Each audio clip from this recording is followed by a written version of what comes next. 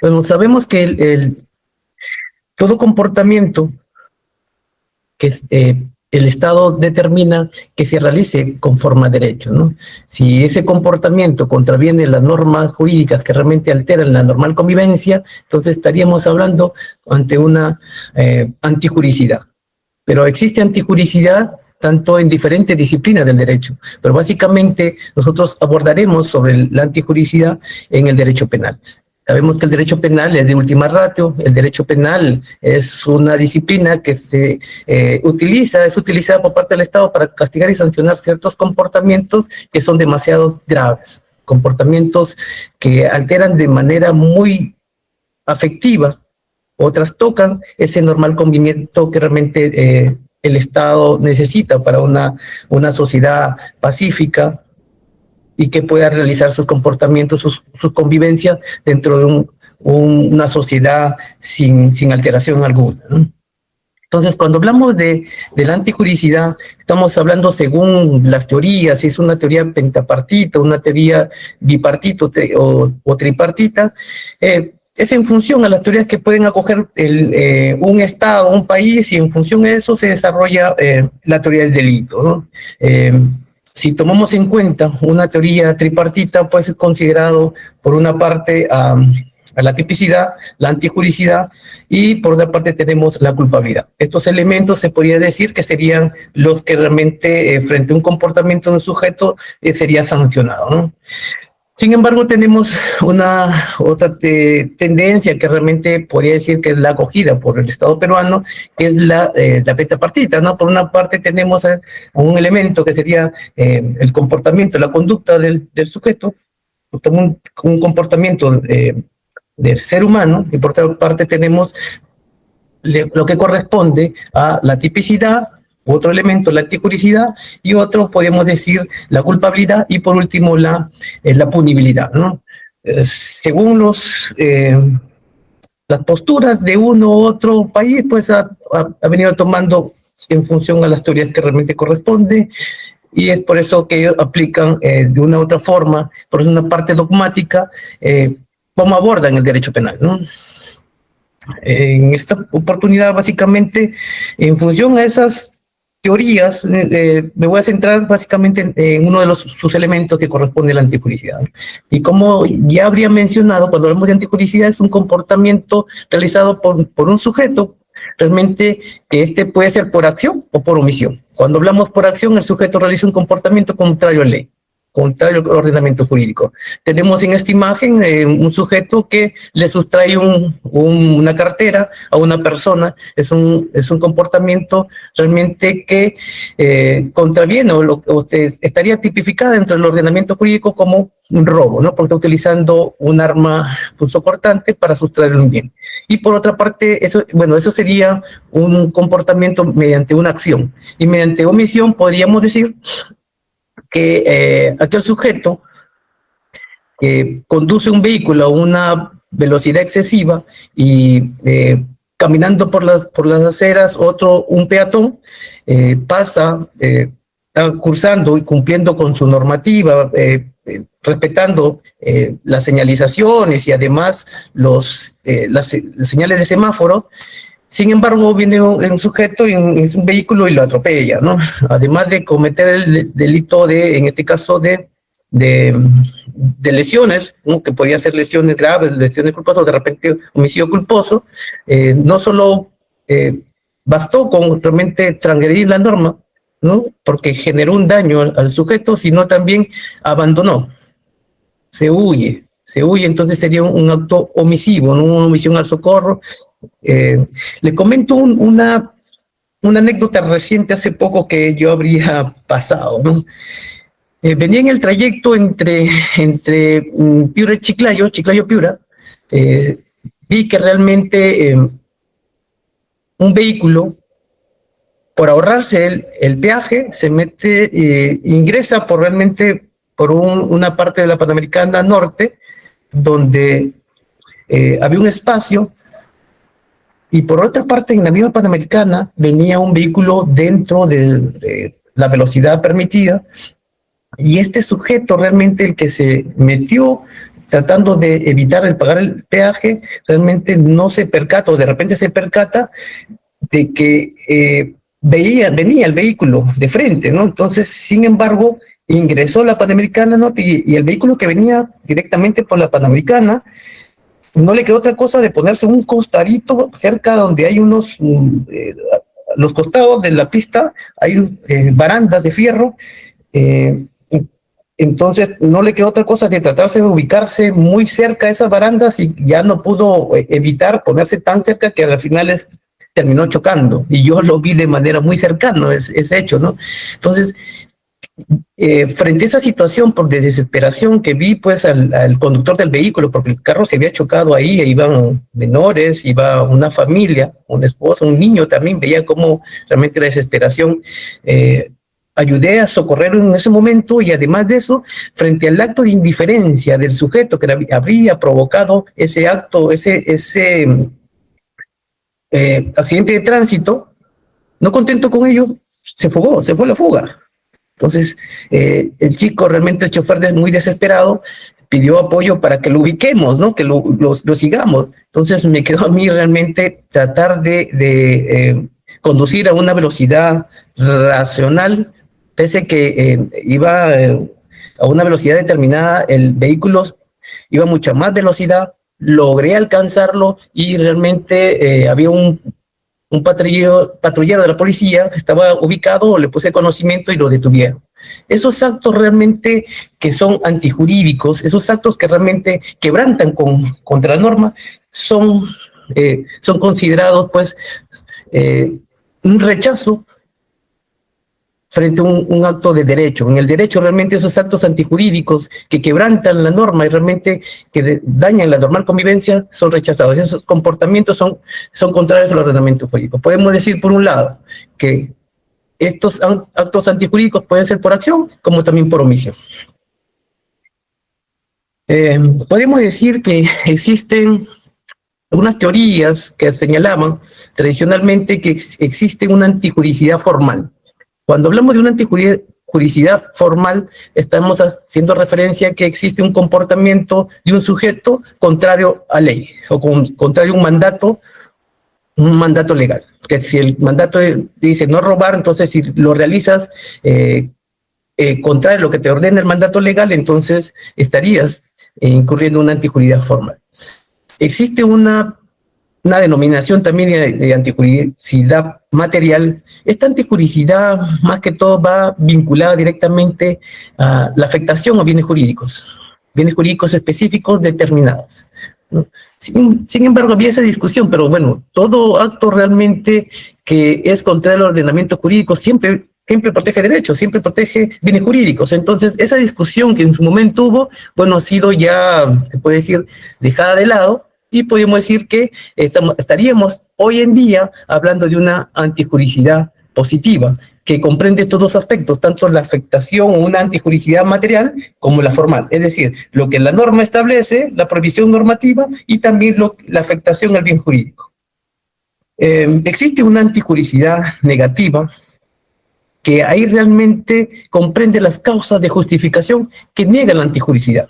O sea, si bien es cierto, las conductas están establecidas como típicas, pero ciertos comportamientos realizados por los sujetos están siendo justificados y realmente estos comportamientos que son justificados no son castigados penalmente. O sea, estos comportamientos vendrían a ser de una u otra manera ilícitos, ¿no? Estas causas de justificación excluyen realmente la antijuricidad. O sea, este comportamiento en su momento, si bien es cierto,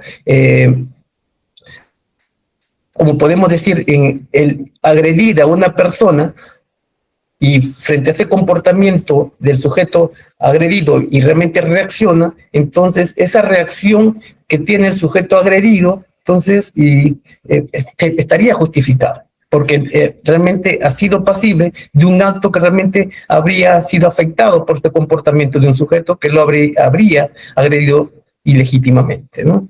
Entonces, cuando hablamos de las causas de justificación, hablamos básicamente de que ese comportamiento que es antijurídico, que realmente es que está tipificado como delito en el ordenamiento jurídico, entonces ese comportamiento se vendría de una u otra manera a ser considerado como justificable dentro del ordenamiento jurídico.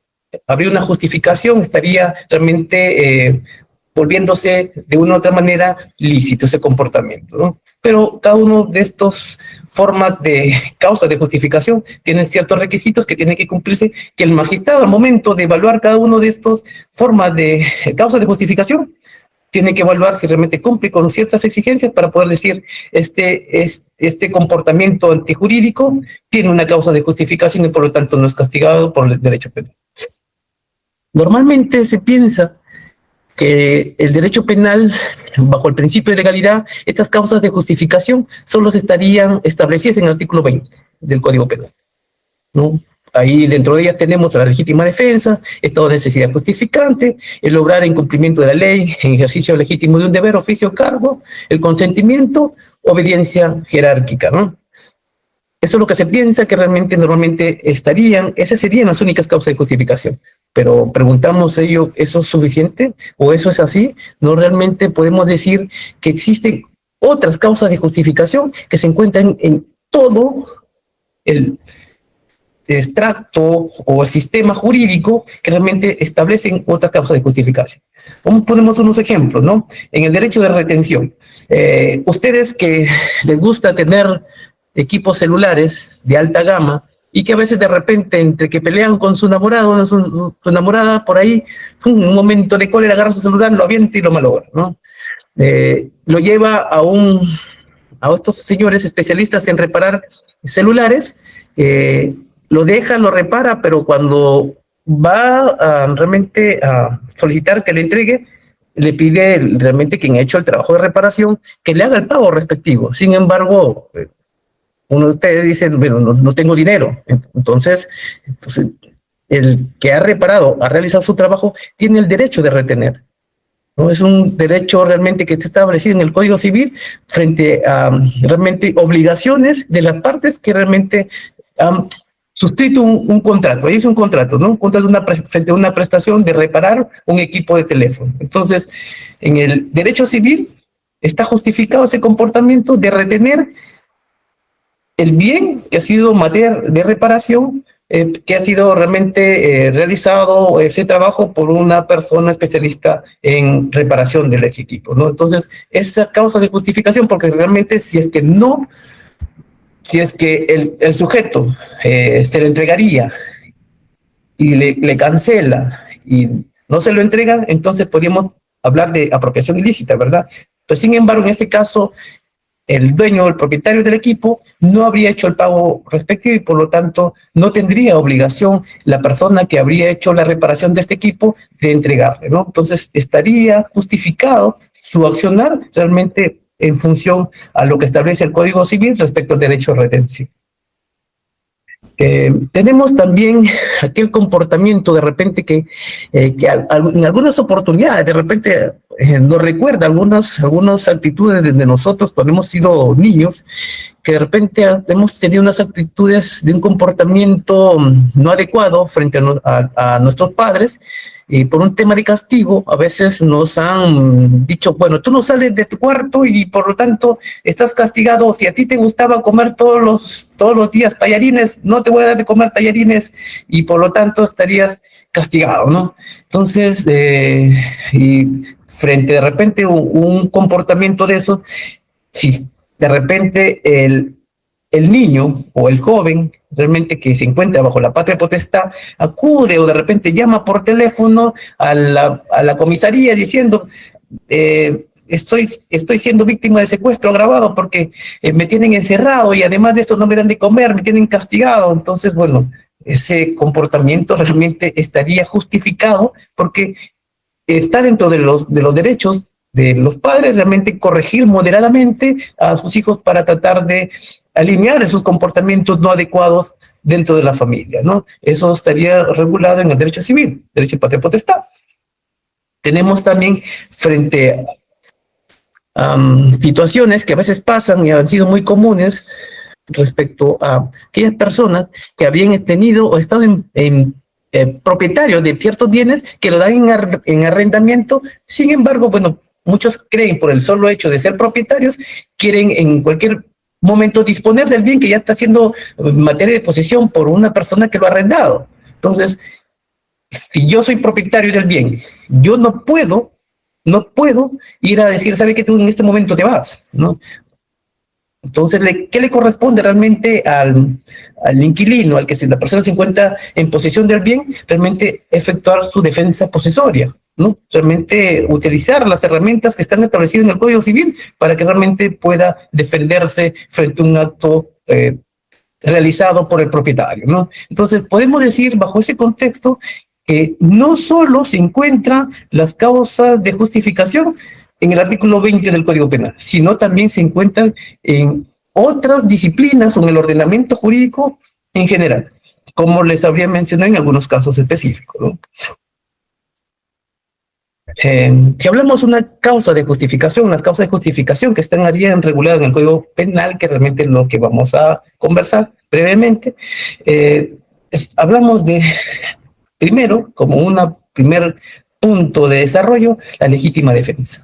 Esto se encuentra regulado en el inciso 3 del artículo 20 del Código Penal, ¿no? ¿Qué establece este inciso, ¿no? Que señala el que obra en defensa de bienes jurídicos propios o de terceros con uso de la fuerza, incluso el uso de la fuerza letal, siempre que concurran las siguientes circunstancias: agresión actual, esos son los requisitos, te piden como condiciones que la agresión tiene que ser actual. No puede ser que realmente alguien haya sido agredido en este momento y venga el día de mañana recién con un revólver o de repente con un palo o un machete o lo que sea, con cualquier arma, a tratar de defenderse, ¿no? La agresión tiene que ser actual, tiene que ser inminente, y además tiene que ser esa agresión que efectúa el sujeto tiene que ser ilegítima. O sea, el sujeto activo que realice el comportamiento tiene que ser una agresión ilegítima, ¿no? Que no haya sido provocada ni haya realizado cualquier comportamiento el sujeto pasivo para que haya generado esa actuación, ese comportamiento en contra de él, ¿no? Y tiene que ser real, no tiene que ser algo imaginario, sino tiene que ser algo que se haya realizado, ¿no? Uno de los elementos también tenemos la necesidad racional del medio empleado. Ahí eso vamos a desarrollar en un momentito, ¿ya? Y el otro de los elementos sería la falta de provocación suficiente de quien hace la defensa. En uno de los primeros requisitos, la agresión ilegítima, tenemos que tiene ciertas características. No necesariamente tiene que ser una acción humana, ¿no? Tiene que ser realmente una acción humana. Esta debe ser actual, como ya lo había indicado, que tiene que ser inmediatamente o realmente un tiempo prudencial respecto al comportamiento realizado por sujeto activo, ¿no? Debe ser real, como les había indicado, este comportamiento tiene que ser efectuado en los hechos, no tiene que ser algo fantasioso, imaginario, tiene que ser algo que esté realizado. Y esto puede realizarse a través de acción u omisión.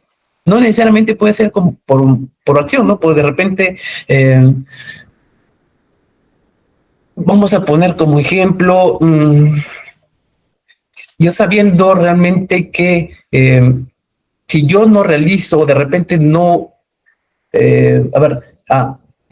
tengo un cachorro, un perro muy agresivo, un perro que realmente podía hacer mucho daño y dejo la puerta abierta como para que realmente pueda salir y no le pongo, no tiene tampoco el bozal. Entonces, este acto omisivo también puede generar una agresión, puede generar una agresión contra uno de el sujeto realmente que esté ahí. Entonces podemos decir que puede realizarse este comportamiento por acción directamente, yo realizando un acto propio, manipulando cualquier objeto o cualquier arma, o puede realizarse también a través de un acto omisivo, ¿no? Son actos omisivos.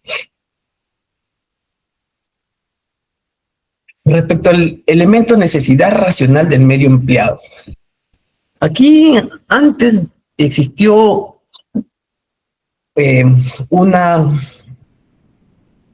premisa que realmente cambiaba y era a veces muy difícil para los magistrados y a veces era muy abusiva, respecto a cómo estaba establecido cuando hablamos de la necesidad racional del medio empleado, porque antes se hablaba mucho de la proporcionalidad, o sea, y era muy difícil poder determinar o cómo poder equilibrar o ver de qué manera puedo tratar de repeler frente a una agresión realizada por el sujeto activo, porque yo no tengo, si bien es cierto, el señor o el sujeto activo tiene un cuchillo, y yo también tendría que tener un cuchillo realmente para tratar de repeler y realmente defenderme, ¿no?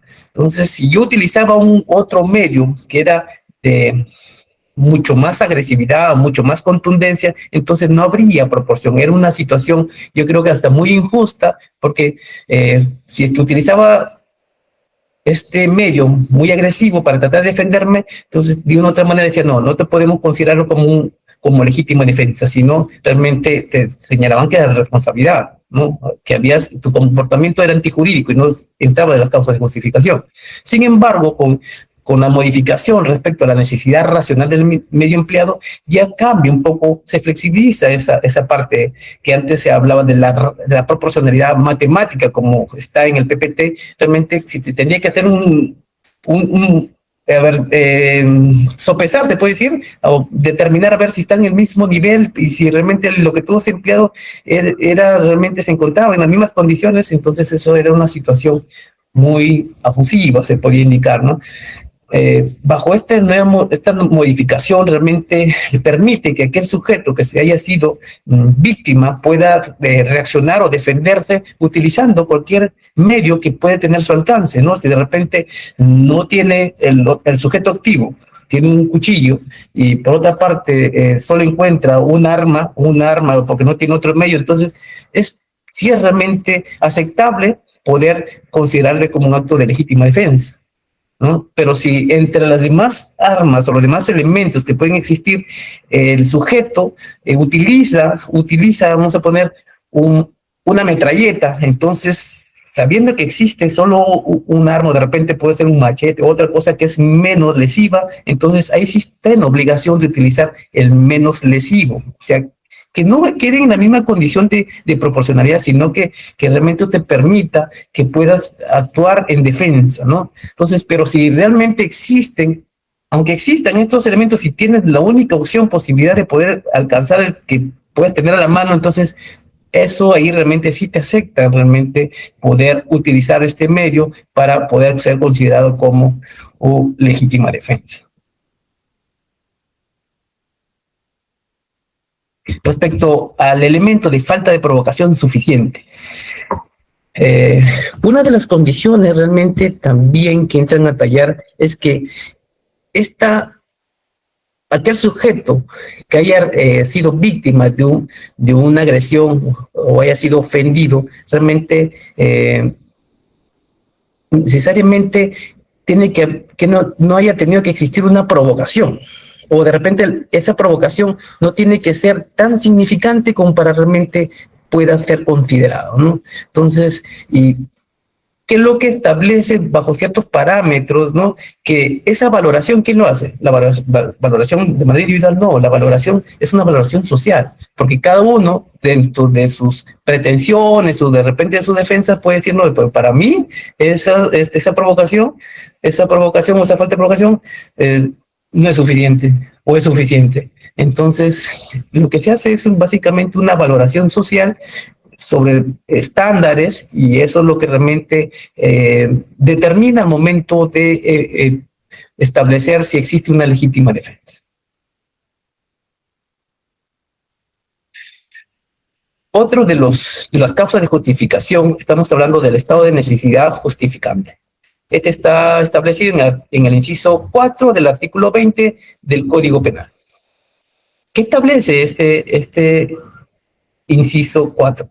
El que ante un peligro actual e insuperable de otro modo que amenace la vida, la integridad corporal, la libertad u otro bien jurídico, realice un hecho destinado a conjurar dicho peligro de sí o de otro, siempre que concurran los siguientes requisitos. Se establece requisitos. Cuando de la apreciación de los bienes jurídicos en conflicto afectados y de la intensidad del peligro que amenaza, el bien jurídico protegido resulta predominante sobre el interés dañado. El otro requisito es que se emplee un medio adecuado para vencer el peligro. Aquí básicamente podemos decir que frente a situaciones que exista un peligro, un bien jurídico de menor intensidad, frente a un bien jurídico de mayor intensidad, el comportamiento que realiza el sujeto va a ser justificado siempre que realmente el bien jurídico de menor intensidad sea sacrificado, ¿no? O sea, de repente sea dañado. Un ejemplo de ello es que si es que yo de repente voy caminando por una avenida donde están construyendo un edificio y en esquina se encuentra un señor, un sujeto, conversando por teléfono muy distraído, con su celular muy distraído, y yo me percato que en la construcción hay una tabla que está a punto de caerse y justo está determinado que caiga encima del sujeto. Entonces, yo lo que realizo al ver ese hecho es que lo empujo al señor para que trate que no le caiga la tabla, ¿no? Entonces, el señor se puede haber generado unas ciertas raspaduras, ciertas laceraciones, pero realmente no habría sido realmente dañado, o de repente, si le caía en su cabeza, en su cerebro, realmente hasta podía causarle la muerte. Ese comportamiento realizado por mi persona estaría justificado, porque realmente sacrifico un bien jurídico de menor valor frente a otro de mayor valor, que sería la vida, ¿no? Lo he aventado para que realmente tratar de que esta persona no sea dañado, no sea lesionado. Otro podríamos decir como ejemplo lo que hacen los bomberos, ¿no? Cuando ven que realmente se está quemando una casa y hay niños de repente, quieren sacar o socorrer a uno de ellos, rompen la puerta, rompen las ventanas y tratan de ingresar para sacar a estas personas que se encuentran en peligro, ¿no? Esos comportamientos realmente sería una causa de justificación, ¿no? Porque realmente sacrifico un bien jurídico de menor valor frente a un bien jurídico de mayor valor, ¿no? Entonces, estos requisitos son claros. Estamos hablando de una situación de necesidad. El elemento objetivo que realmente yo debo conocer, que realmente esos comportamientos de realizado, esa conducta realmente es para evitar un daño, ¿no? Tiene que ser por una acción, ¿no? Porque por mi actuación, por mi comportamiento, realmente estoy tratando de evitar que se efectúe un daño de mayor intensidad. Otra causa de justificación podríamos encontrarlo en el establecido en el inciso 8 del artículo 20 respecto a obrar en cumplimiento de un deber, ejercicio legítimo de un derecho, oficio o cargo, ¿no? ¿Qué es lo que establece este inciso 8? El que obra por disposición de la ley, en cumplimiento de un deber o en ejercicio legítimo de un derecho, oficio o cargo. Cuando hablamos de obrar por disposición de la ley, aquí existe un mandato legal que te obliga a realizar de una u otra manera, ¿no? Dentro de ellos podemos decir que aquel sujeto que realmente, que tiene el cargo de directivo en un centro educativo, existe una normativa a nivel del Ministerio de Educación y además una ley que establece que aquellos directores o personal directivo están obligados a poner de conocimiento de un hecho de actos contra la libertad sexual, hostigamiento contra la libertad sexual, aquellos trabajadores, docentes o cualquier hecho que puede ocurrir dentro de las instituciones educativas, educación superior, no superior y también instituciones educativas de educación básica, ¿no? Entonces tienen la obligación realmente de denunciar, están obligados, ¿no? Si hablamos también de aquella persona que evidencia un hecho y es considerado como testigo, está obligado a testificar, ¿no? Y realmente hacerlo en honor realmente a la verdad. Cuando hablamos de obrar en cumplimiento de un deber, nos encontramos en obligaciones ya más específicas, ¿no? Si podemos hacer referencia a aquellas obligaciones que tienen los funcionarios públicos, ¿no? Que tienen obligaciones establecidas en el MOF, el ROF, o de repente establecidas por la misma norma que te indican que si tú no realizas una actuación o realmente de repente no verificas, vamos a poner como ejemplo,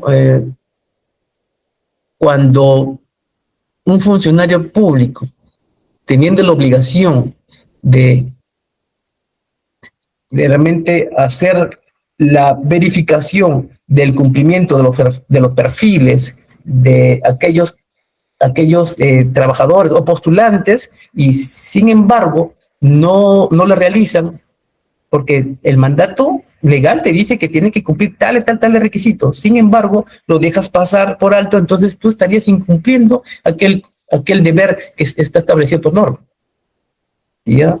Pero si tú cumples con ese deber realmente que te establece la norma, entonces estarías actuando conforme a ley. Entonces, por eso, cuando un sujeto obra en cumplimiento de un deber, es que realmente está cumpliendo el mandato legal. Si estoy cumpliendo el mandato legal, esa acción que realizo realmente estaría justificada. ¿No? El obrar en el ejercicio legítimo de un derecho importa la realización de un acto no prohibido. Podríamos decir, si yo realizo mi derecho a la huelga, salimos por las calles protestando en reclamo de un derecho, ¿no? Entonces, eso estaría realmente justificado. La obediencia jerárquica es uno de los causas de justificación que a veces hemos visto algunos casos, se han visto muchos casos a nivel de medios de comunicación que realmente a veces han sido castigados y sancionados judicialmente, ¿no? Porque realmente existido sentencias condenatorias, porque a veces bajo el contexto o bajo esta causa de justificación establecido en el inciso 9, se lo toman como estrategia de defensa, ¿no? Diciendo, no, bueno, yo he actuado en orden de mi jefe jerárquico, ¿no? Entonces, por lo tanto, mi comportamiento estaría justificado, ¿no? Pero para que realmente esta causa de justificación se pueda dar y realmente pueda cumplirse con los requisitos que establece esta causa de justificación, tiene que realmente existir necesariamente una relación de subordinación. Tiene que existir una relación de subordinación.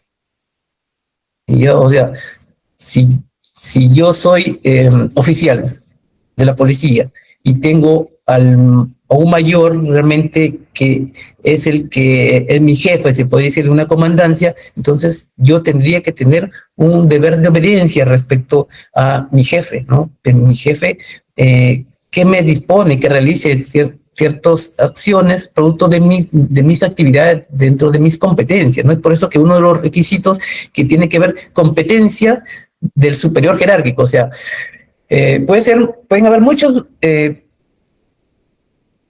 mayores de la policía, pero ellos son competentes en sus comandancias, en sus comisarías, ¿no? Pero para que se dé con este elemento, este requisito de obediencia jerárquica, de jerarquía, necesariamente tiene que ser competente, o sea, tiene que ser mi jefe, ¿no? Tiene que tener competencia respecto a que yo puedo obedecer. La competencia tiene que ser, relación de subordinación, y esa persona, ese mayor de la policía, tiene que ser competente, o sea, tiene que ser, nuevamente repito, tiene que ser el jefe de la comisaría, para que yo realmente pueda realizar lo que me pueda disponer, ¿no? Y realmente, otra de las condiciones que tiene que existir es que tiene que obrar por obediencia. O sea, si bien es cierto, puede ser mi jefe, mayor de la policía, y yo no puedo actuar a mi albedrío, sino que necesariamente tiene que haber una obediencia, es decir, sabe que tiene que tener una orden, por eso se considera dentro de ellos uno de los requisitos adicionales es una orden con formalidad legal, o sea, tiene que haber una disposición o de repente a un documento que se establezca qué tienes que hacer. Entonces, si mi comportamiento ha seguido, uno, cumpliendo en función de una subordinación y que esa orden ha sido emitido bajo la competencia del jefe jerárquico y tiene que haber, yo tengo que obedecer realmente esa orden y que se ha cumplido como una formalidad legal, entonces estaría cumpliendo con las causas de justificación. Podemos poner como ejemplo aquel mayor de la policía que dispone, bueno, tienes que apresar, tienes que ir a tal lugar y detener a tal sujeto, ¿no? Que tendría una orden de detención. Entonces, bajo este contexto, que me lo ha ordenado, me lo ha dispuesto mi superior, entonces yo cumplo con ese deber. Voy y efectúo la orden de detención bajo los lineamientos que me habían indicado, ¿no? Porque habría una formalidad legal que aparentemente habría existido un mandato judicial que disponía la orden de detención. Otra cosa es que si es que no hubiese habido y si yo hubiese sabido que eso no existía, entonces ahí podría excluirme de la causa de justificación. Pero si yo realmente actúo bajo la creencia que realmente existe ese mandato judicial y por lo tanto yo estoy cumpliendo lo que me ha dispuesto mi jefe, mi superior, entonces yo cumplo. Si ese hecho realmente no ha existido, pero yo he actuado conforme, bajo mi creencia, yo cumplo un deber jerárquico establecido por mi jefe que tiene la competencia para disponer ese acto, entonces estaría yo, mi comportamiento justificado. No tendría responsabilidad penal porque habría cumplido con obediencia jerárquica que establece el inciso 9. Entonces, cada uno de estos causas de justificación establecen ciertos requisitos que tienen que cumplirse y que tienen que ser concurrentes para que realmente pueda sustentar, justificar realmente para excluirme de responsabilidad penal. Que mi comportamiento sería realmente un comportamiento justificado. Otro de las causas de justificación es el consentimiento, ¿no? Este consentimiento se encuentra establecido en el inciso 10 del artículo 20 del Código Penal, que establece el que actúa con el consentimiento válido del titular de un bien jurídico de libre disposición. Podemos decir que cualquier consentimiento es válido o ciertos consentimientos que realmente todo sujeto puede disponer, o aquellos que realmente pueden ser de libre disposición. Si hablamos aquellos bienes jurídicos, como son la vida, esos son derechos indisponibles, ¿no? Por eso en su momento, y se encuentra penado todavía el homicidio piadoso, ¿no? Todavía se encuentra penado, pero bueno, existe una sentencia por ahí de un caso de lo demás, pero es un tema muy aparte, ¿no? Sin embargo, nadie puede disponer de la vida de otro. Aunque le diga, ¿sabe qué? Me encuentro muy decepcionado, sufro mucho porque tengo mi novia, me hace llorar demasiado y no quiero vivir, ayúdame en esto, y por lo tanto, aquel sujeto que lo escucha voy a decir, bueno, yo te ayudo, amigo, y por lo tanto coopera en la muerte de este sujeto. Ese acto realmente es considerado como un homicidio, ¿no? Porque son bienes jurídicos no disponibles, a diferencia de aquellos bienes jurídicos disponibles como son el patrimonio, ¿no? Si yo realmente le digo a una persona, bueno, toma, tengo mi celular y lo regalo, estoy disponiendo, estoy dando mi consentimiento para que disponga de este bien mueble, de este realmente equipo celular para que haga lo que quiera, ¿no? Eh, Podemos poner como un ejemplo también aquel sujeto que realmente realiza un acto sexual con una menor de 14 y que pueda decir bajo esa creencia que por tener el consentimiento eh, estaría excluido de responsabilidad, hecho que realmente no es así, porque es aquellas personas menores de 14 años, aunque existe un consentimiento de parte de ellos, de su bien jurídico, de disponer de su propio cuerpo, el Estado ha establecido que no es válido ese consentimiento. Por eso le llaman indignidad sexual, ¿no? Ese consentimiento que pueda efectuar aquella persona menor de 14 años no es válido y por lo tanto es responsable penalmente. A diferencia de que el consentimiento de aquellas personas mayor de 14 años, entonces ese consentimiento sí es válido. Tienen que cumplirse ciertas condiciones, ciertos actos por ahí, pero realmente ese consentimiento sí es válido, ¿no? Entonces, o aquella persona que realmente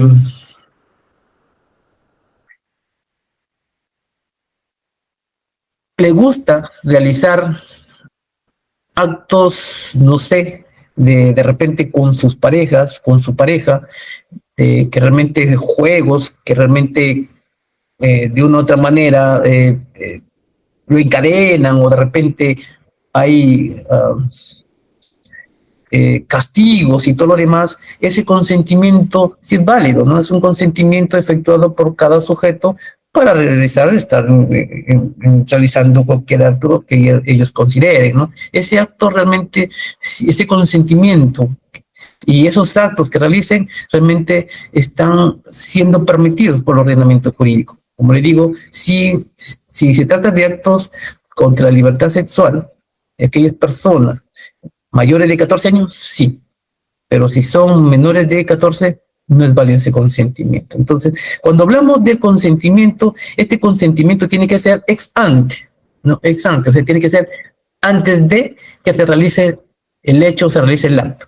Si este consentimiento se realiza posteriormente, ese consentimiento no es válido. Tiene que ser antes de realizar el hecho, ¿no? Eh, estos consentimiento que realmente puede realizarse, tiene que realizarse sobre bienes jurídicos, no sobre bienes jurídicos colectivos, sino tienen que ser sobre bienes jurídicos de libre disposición, ¿no? Como decía, dentro de ello tenemos el patrimonio, sobre los bienes jurídicos personalísimos, que son como la vida, eso no se puede disponer, sobre los bienes jurídicos colectivos tampoco son disponibles porque realmente ahí el Estado interviene de una otra manera para generar una normal convivencia y realmente puedan realizar actos en beneficio de la comunidad o de la colectividad, ¿no? Entonces, esos bienes jurídicos no son disponibles. Dentro de ellos tenemos los de orden económico, ¿no? Entonces, esos bienes jurídicos no son disponibles. No son disponibles. Entonces, cuando hablamos de un consentimiento, este consentimiento no tiene que ser, no tiene que existir ni un error, no tiene que existir error alguno que realmente pueda generar aceptación de realización de un acto, sino que realmente tiene que haber un consentimiento válido sin que exista un error realmente que pueda dar una aceptación del mismo, ¿no? Entonces, y este consentimiento, además que tiene que ser ex ante, no tiene que ser no tiene que ser efectuado a través de un acto de que quebrante la normal libertad, ¿no? O sea, si de repente eso se efectúa, ese consentimiento lo tengo para realizar cualquier acto bajo amenaza, entonces ese consentimiento tampoco es válido. Entonces, es por ello que realmente el ordenamiento jurídico, si bien es cierto, acepta el consentimiento para realizar ciertos actos, sí, pero no todos. Tiene que cumplirse con ciertos requisitos y solo sobre aquellos bienes jurídicos de libre disposición. Otros bienes jurídicos personalísimos o que el Estado mismo ha determinado protegerlos, esos bienes, ese consentimiento que pueda efectuar el sujeto sobre ciertos bienes jurídicos no son válidos y por lo tanto no estaría dentro de las causas de justificación que establece el artículo 20 del Código Penal. He abordado de manera así muy rápida, muy sintetizada cada uno de las causas de justificación para que ustedes tengan bien de comprenderlo de manera dinámica, con algunos ejemplos realmente simples y sencillos, para que puedan comprender lo que corresponde a la antijuricidad y sus causas de justificación.